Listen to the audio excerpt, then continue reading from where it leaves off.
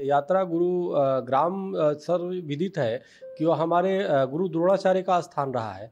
और वो गुरु द्रोणाचार्य के स्थान पे जब पूजा पाठ नहीं हो सकता, मंदिरों में जलाभिषेक नहीं हो सकता, तो हमें लगता है कि क्या वो पांडवों की जीत हुई थी कि कौरवों की जीत हुई थी? क्या कौरवों की वहाँ पे सरकार है कि पांडवों की विचारधारा की सरकार है? ये तय करना पड़ेगा। ये तो बड़ा दुर्भाग्यपूर्ण है कि यह गुरुग्राम में और नुहू में हमारे मंदिर हैं, वहाँ पे मेवात में हम दर्शन नहीं कर सकते। एक तो पिछली बार जो दर्शन करने जा रहे थे वो ठीक है, किसकी गलती है किसकी, वो तो जांच की विषय है। लेकिन एक तो व्यवधान डाला गया, व्यवधान ऐसे डाला गया जैसे लग रहा था कि पाकिस्तान के आतंकियों का वहाँ पे प्रभाव है।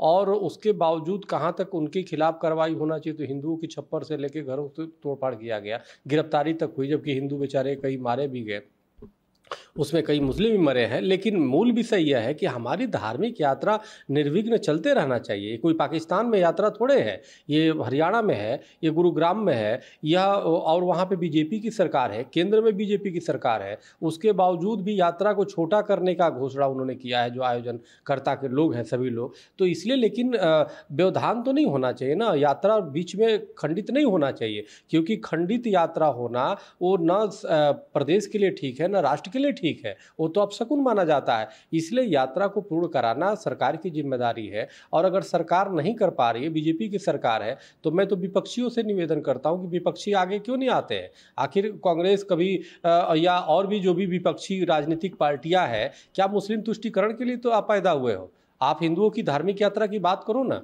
क्या पाकिस्तान वाले वोट आके देंगे? तो इसलिए यह तो धार्मिक यात्रा में सभी लोगों को सम्मिलित होना चाहिए। अगर जो सरकार समर्थन नहीं कर रही है, साथ नहीं दे रही है, तो विपक्ष को चाहिए कि तत्काल आकर के और यात्रा का समर्थन करे। और अगर जो वो भी नहीं आ रही है, तो फिर तीसरा विकल्प हिंदुओं को खोजने के अलावा कुछ नहीं बचेगा। तो इसलिए मेरा ये मानना है कि यात्रा की सफलता की जो है सरकार की जिम्मेदारी है कि यात्रा सफल हो।